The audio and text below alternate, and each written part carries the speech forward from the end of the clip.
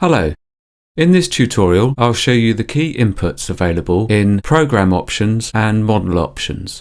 This tutorial will help you understand the importance of the Program and Model Options dialogues and give you just enough information to get started using Designbuilder.